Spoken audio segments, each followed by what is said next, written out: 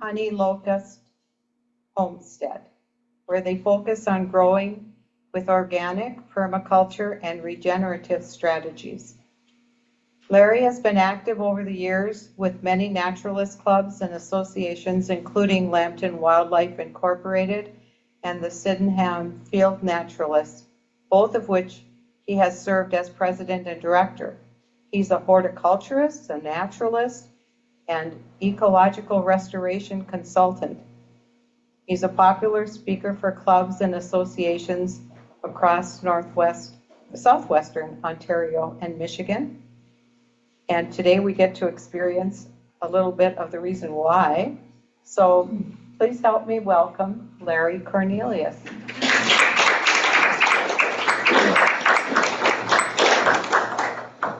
Okay, thank you very much, Ellen. I appreciate that. And good morning, everyone. I'm very pleased to be here, help you celebrating Earth Week and Earth Day, our Mother Earth, right? Our true, one and only true home.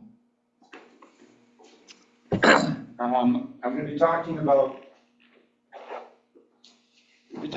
a number of things, and I've kind of once again promised Anne I'll do this in 20 minutes, but we'll see how I make out. So I'm going to be talking about earth grief. Okay, we'll be talking about hope and after hope. We'll be talking about nature. We'll be talking about feelings. I'm going to try and get you guys to feel something this morning, okay? Feelings and things like that. I'm going to be talking a lot about love. Okay? Our love for Mother Earth, our love for everything natural, everything in nature. We'll be talking about all those kinds of things. So the title is Addressing Earth Grief Through Active Hope. Does anybody here feel earth grief? As if you, yeah? Feel earth grief? Geez, just about everybody feels some earth grief, right? It's something that we carry.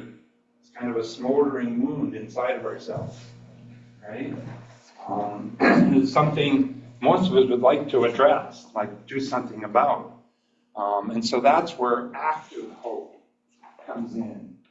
I lit the candle for my daughter. I mentioned something about hope. I don't like using that word hope, and I'll get into that a little bit more in a second here. I guess this will be forward. Yeah. So addressing earth grief through active hope and relationship. Okay. This is about working with your relationships. So we're talking about relationships because relationships are also all about feelings, right? And love. Should be love in relationships. So I'll be sharing some stories about working for Mother Nature locally. I think a lot of you, I don't know everybody in the room, but a lot of you know I've been involved in saving a lot of unique habitats, forest covers, wetlands, and I've been involved in doing a lot of restoration work and I'm consulting on doing restoration work. So, but I'm just going to pick one of those stories, okay, to focus on because I only have 20 minutes. And but that no vacancy story is kind of one of them. You know, that was kind of the first story. Another one is when I spent time with Return the Landscape, RTL in Sarnia here, and we did plant rescues. You know, and that experience of rescuing plants that you knew were going to be bulldozed and moving them to a safe home. That experience that anybody can have. There was an opportunity for anybody to be involved in that. Maybe some of you in the room were involved in that, I'm not sure. We ran that program for about 10 years, and we saved thousands and thousands of plants. Okay, so that would be one of the stories, the plant rescues. And I often use this quote, okay? It's from Aldo Leopold, and I'm going to read the whole thing. I know we don't like when speakers read something, but I'm going to read that whole quote. One of the penalties of an ecological education is that one lives alone in a world of wounds. Much of the damage inflicted on the land is quite invisible to the layman. An ecologist must either harden his shell and make believe that the consequences of science are none of his business, or he must be the doctor who sees the marks of death in a community that believes itself to be well and does not want to be told otherwise. So really it's the first sentence there. One of the penalties of an ecological education is that one lives alone in a world of wounds. I've used that quote a lot of times, but I'm starting to think it's a little bit too mechanical and not enough feeling in it. And I wouldn't want to criticize all the Leopold. I mean, he's sure inspired a lot of people to get in the field of conservation. But that was written like in 1947, right? And things were different in 1947. And if you've ever read the Sand County Almanac, I think you'll understand what I mean by he was practical and sensible and mechanical in his considerations of how things should be changing or should be going. And I think there's a little bit something missing. I've given that message so many times, it's in my books, and I think there's just something missing in it. And that is our capacity to love, feel compassion, and empathy. So it's our gifts. It's our gifts. So I teach a course at University of Windsor, your relationship with nature. And I teach a couple of courses. And we give our students an essay, a reflection, at the end of every class. And after the first class, we ask them to write a reflection on what is your gift. Boy, do they ever struggle. This is fourth year biology, they're 22, 23-year-olds, and they're like, what are you talking about? You know, what is your gift? And we say, well, if you don't know what your gift is, ask your parents, ask your brother or sister, ask your best friend, because they'll tell you what your gift is, okay? Would anybody here, Steve, would you like to share what are your gifts, Steve? What are your gifts? That I'm able to hear bird song, I guess. Yeah. He has a musical ears. Therefore, he's a wonderful musician. This is one of Steve's gifts. I'm sure there's more, right? Yeah. Don? Empathy. Empathy, see? So that came out a lot with the students, that they realized they were compassionate and empathetic, that kind of thing, in their reflections. And a lot of them did go home and ask their mom and dad, I'm supposed to hear what my gifts are, you know. Some of them were like, you know, I'm really good at math, or problem solving, or things like that. But mostly there was a lot of feeling compassion and empathy. And I think that's a human gift. I think animals have it too, but I think we are gifted with a special way of doing that, feeling compassion and empathy. I'm going to read a poem. It's right there. So I'm going to have to read it out of my book because I figured that would be way too small. Where are we here? The title of the poem, can you see the title on the screen? The title of the poem is Dead Bird. So this is also about my presentation, okay? Dead Bird is the title. Dead Bird. My title may seem obtrusive. Today, I found a dead bird, lying lifeless on my front porch. All clothed in red, a red bird. A beauteous fellow he was. My picture window the villain of his sudden shocking demise. A flood of emotion filled my senses. A sadness and a melancholy, a pain wove through me, descended into my heart. Embracing the grief is my first path. Can you feel that? Feel that?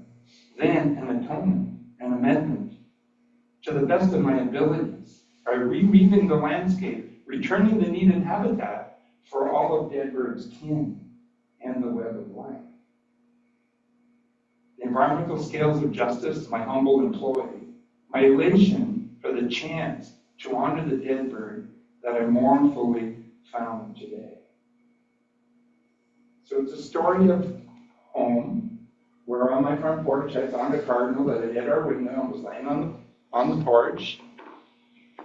And then the realization, the sadness of that, the grief of that. Many millions of birds hit windows every year, and it's really something their populations can't take. And so you feel the sorrow and the sadness of that. But then the understanding that, oh, wait a minute, on our farm we've created a 25-acre nature reserve for lots of birds. So that's my employee, the thing that I did, the act of hope, the action that I took to make up for that incident. But because we are alive and we live in this industrialized mechanical world, things die. But we can make up for it. We can do something about it. You know, I can't step out of this industrialized world. I'd have to live by myself in the woods somewhere.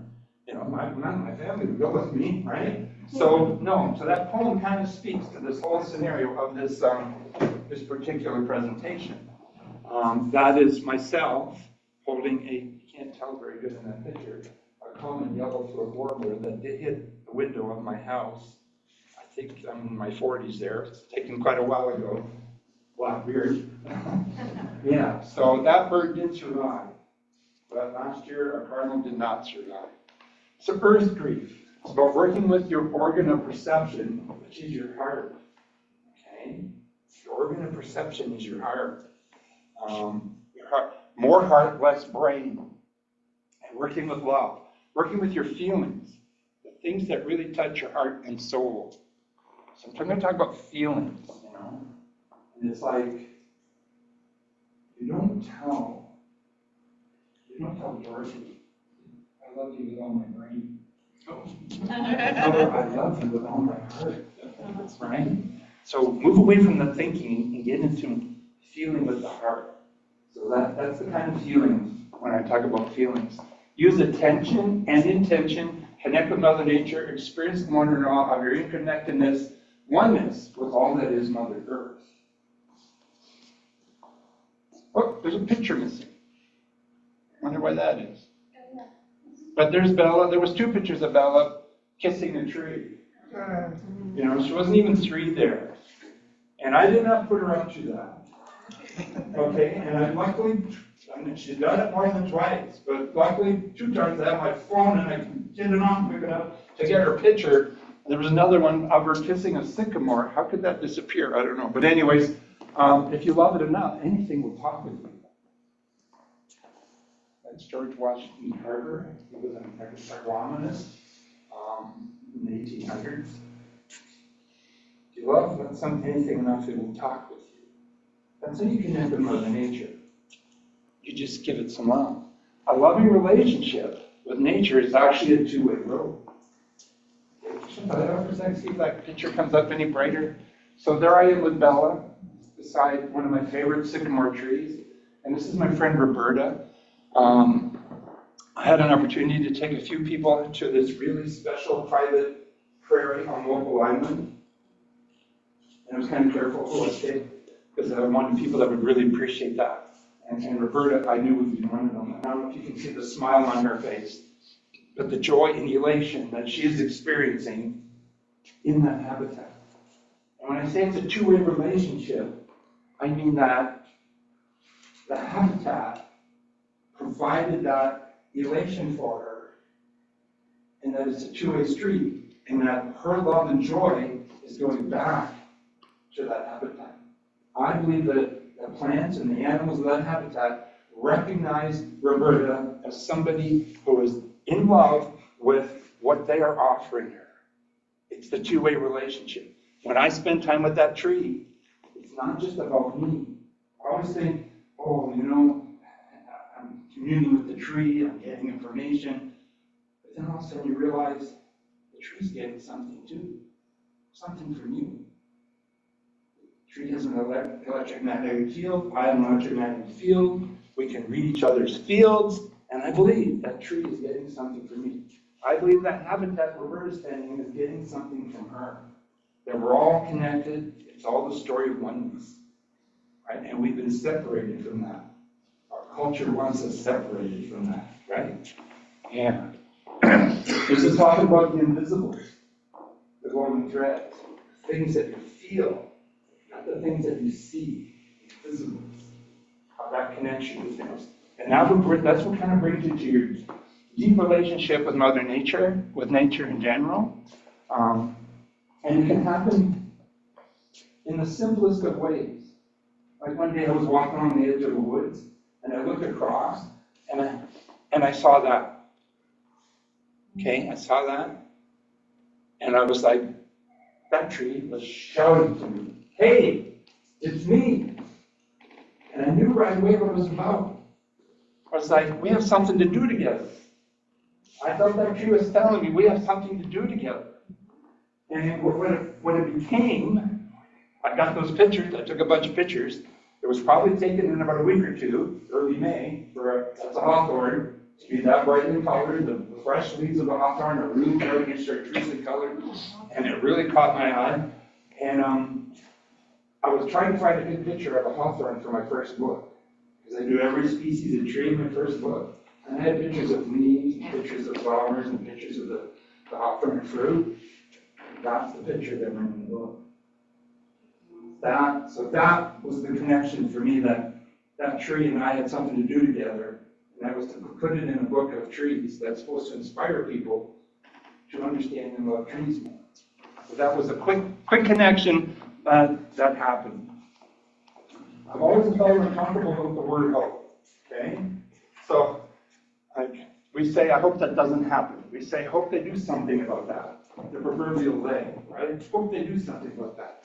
I hope all is well with you and your family. I use that quite a bit when I text or email. I hope all is well. And I go, oh, I'm like, what does that do? So I'm a little uncomfortable with that word hope. Always have been, okay? I hope the monarchs come back. I hope they don't cut down those woods on that farm that just sold, right? I hope they don't cut down those woods. I hope my sore throat goes away. Well, you hope all you want. Well, active hope. Active hope is, I hope that the patch of milkweed I planted helps the monarchs. There's an action with that hope. Now you've got something like really grounded to hold on to, right? You've done something. I hope all these milkweeds help the monarchs. I hope the committee I'm engaged with can save these woods, right? Do something, be involved, act. I hope what I'm doing cures my sore throat. I'm gargling with hot salt water, I'm taking lozenges, I've seen the doctor, whatever, right? But just to say I hope something is kind of, not a strong thing to be doing, right? So think of active hope, okay? Active hope. From my experience in saving different properties, I picked Wallsburg Sycamore Woods. Wallsburg Sycamore Woods. Okay, so this is in the town of Wallsburg. It's a 10-acre block of woods. And I want pictures off because I want to take you into the woods here right now. Okay, so fixturing the lights down for me.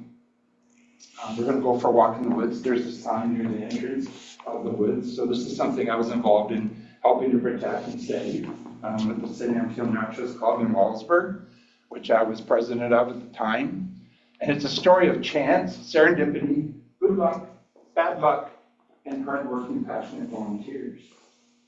Good luck, bad luck, serendipity, chance. So we had this club member, Tommy Martin. And Tommy lived just down the street from these woods back into a subdivision of Wallsburg. And Tommy used to say to us, people on the board, you're going to have to save that bush someday. That's an important bush. It was landlocked by private property. I'd never been in it.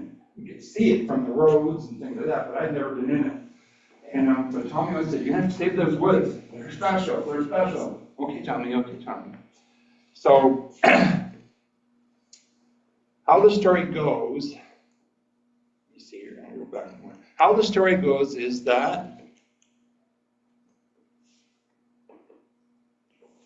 we had made this decision that we keep that in our radar. Tommy passed away before anything could happen about that. And a year or two after Tommy passed away, we had a meeting. We said, we should check into those woods. Tommy really was quite adamant that we needed to protect those. So we had sent two of our board members to meet the owner. Her name was Mary Pusky. And they met Mary and had a nice conversation with her. And nothing came of that, though, okay? But she did tell us that her family had owned that wood since 1914, and they never cut a tree down. Since 1914, never cut a tree down. Not even for firewood. Never cleaned it up. like, what? Southwestern Ontario? You know, woods that hadn't been touched since 1914. Okay, well, that sounds pretty important. The chance, the serendipity. I'm not a newspaper reader. I've never liked reading newspapers. But we have a local weekly newspaper in Mullsbury. And one time I opened it right up to the obituary page. And there jumped right out and at me was Mary Puskus's obituary. And I was like, oh, Mary's passed. What the heck are we going to do? So we had a quick meeting with the board. We sent Tom and Bob back to talk to Mary's son, Barry. So it's a weekly newspaper. Sometimes things don't get in the right week. I don't know how long it was before she had passed, but guess what? Barry had already sold the whole farm. Bad luck, right? Like, oh my gosh, it's already sold. And I'm just going to use the new buyer's name, Eric.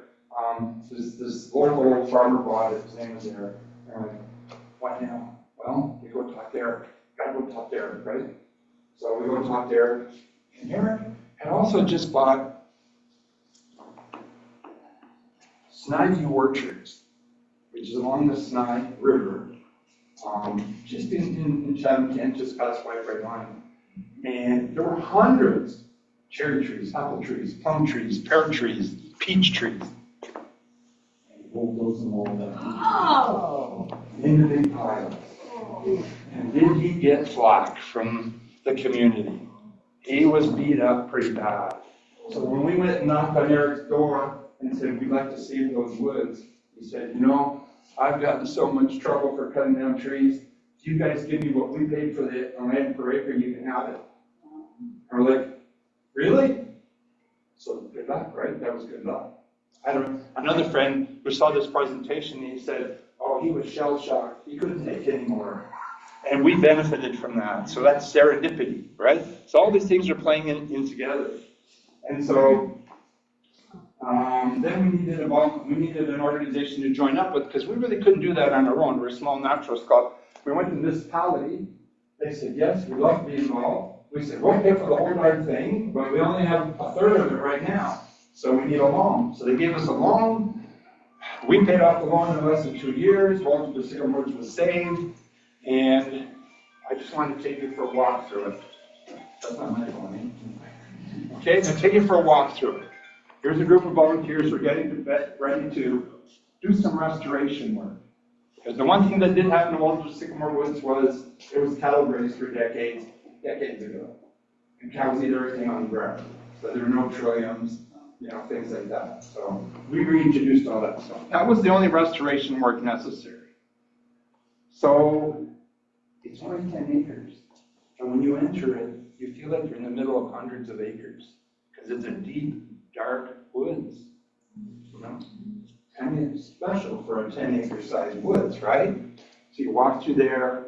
Can you see that? Can you feel that? I want you to get into this place.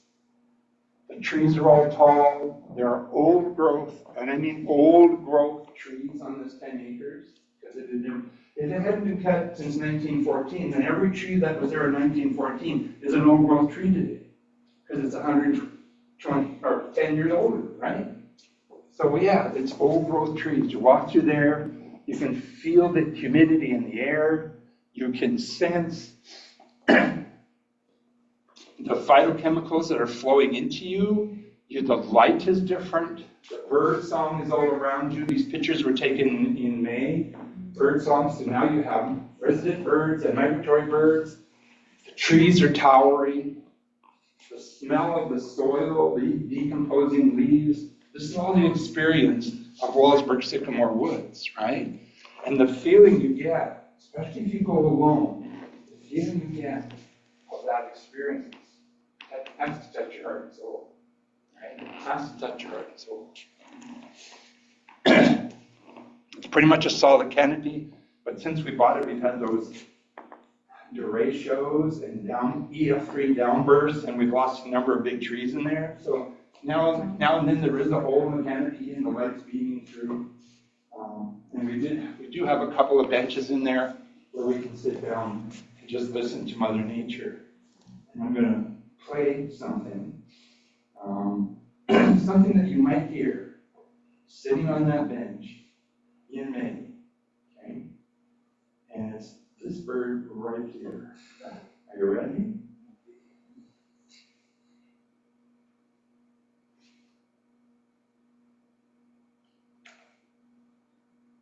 Is that on?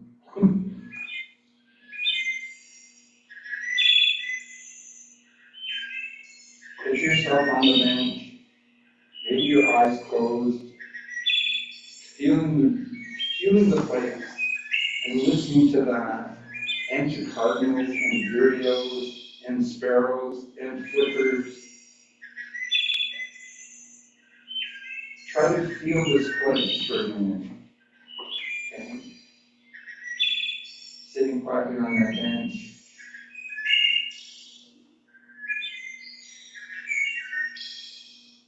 Okay, just stop that. Were you there? Did you experience it? Okay. You have the feeling of being in that forest, right? How do you feel now? Well, since our nose is clean. How do you feel now? If there hadn't been a sin of your naturals, if Larry hadn't read the obituary, if Eric wasn't agreeable to selling, that would have been Walsburg Sycamore Woods. And the thing I want to impact, is anybody getting goosebumps? Is anybody feeling that? That's earth grief. That's earth grief. And Sycamore Woods is the act of hope. And what we did to save that. That's a pile of trees. It's hard to see in this picture. There's an excavator right in the middle of it there. That's on down on Donnan Road. That's still happening in Lambton County where there supposedly is a tree cutting protection bylaw. Okay? But that could have been Walsburg Sycamore Woods. And the point I want to make is, here's Walsburg Sycamore Woods. Right? So here's the edges. There's a town beside it. So this comes back to all those, one with an ecological education lives in a world of wounds. So when I come out of Walsburg Sycamore Woods, and I look across all these fields for as far as the eye can see, right? That's what I see. Because I know what's behind me when I'm standing at the edge of Sycamore Woods went for as far as the eye could see, for as far as you could walk. It's all gone. And then we just see that as a soybean field or a plowed field, right? But once you have that ecological education or that deep connection, that deep nature connection, all of a sudden you see that, oh my gosh, and you feel that earth grief, right? Yeah, feel that earth grief. Story from Jacques Cousteau.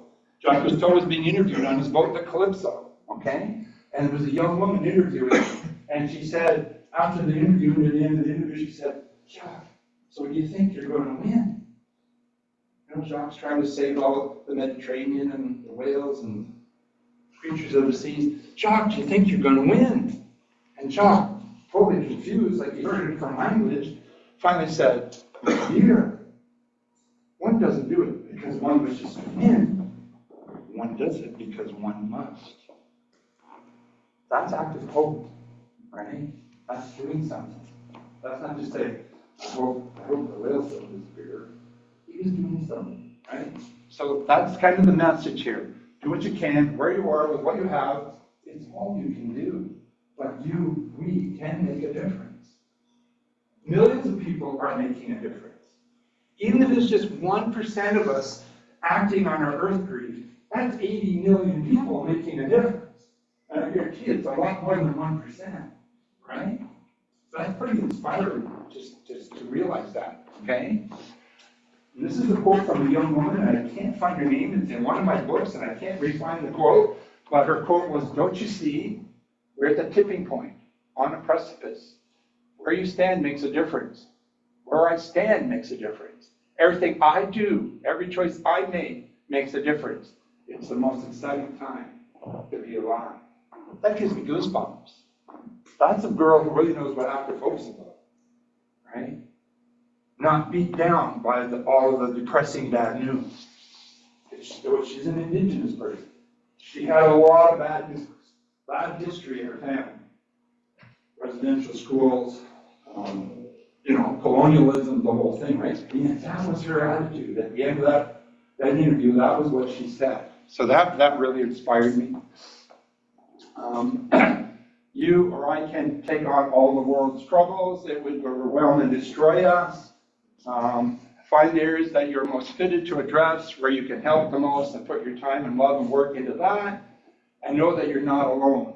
Your work, and that there are, not alone in your work, and that there are others doing other work. So you're not alone in a number of senses. So there I am with a group of people restoring Sycamore Woods. But the woods is also trying to restore itself. You're working with Mother Nature. Everything, every wild thing on this planet is trying to survive, trying to reproduce, trying to save itself. So we're working with them. And boy, you give Mother Nature a chance, and she works fast. I've seen examples of it over and over again. She works really fast. So you're not alone. It isn't just us people doing it. You're working with Mother Nature. It's that two-way relationship again, okay? I'm focusing on Earth, Mother Earth, because that's where my heart and soul is. But if you want to focus on some social or some other kind of problem in the world, it's the same story, just with a different, a different problem to be looking at. But there's always help out there for everything. So somebody's doing that work while I'm doing this work, and I have to have faith that that's true. Follow the golden threads to what you love. Give the invisible some attention. Attention has an element of appreciation. Appreciation has an element of love. You just led right to it. All you need is love. It's all about love. If you love Mother Nature, you can't hurt it. Right? But our society has separated us, disassociated us, because it's all about the business and the bottom line. Yeah, and we're like somewhat involved in that, but did you or I have a choice? I was born in Sarnia. Did I have a choice? My dad drove me around in a 56 Buick. Now I drive an electric car. Not that that's even the best choice, but it's maybe a better choice than burning gas right now, especially at the cost of it. But yeah, follow those golden threads. Work with your heart. Work with love. And remember that you are not alone. That Mother Nature, the wild things of this world, from microbes to insects to birds, trees, to the ecosystems, to the forests, oceans, are all working just as hard as we who care for our Mother Earth are working. They're responding. We're all in this together. May the forests and rivers and birds and bees be with you in your work, in dealing with your earth grief. Nature's blessings to all of you. Thank you very much. Amen.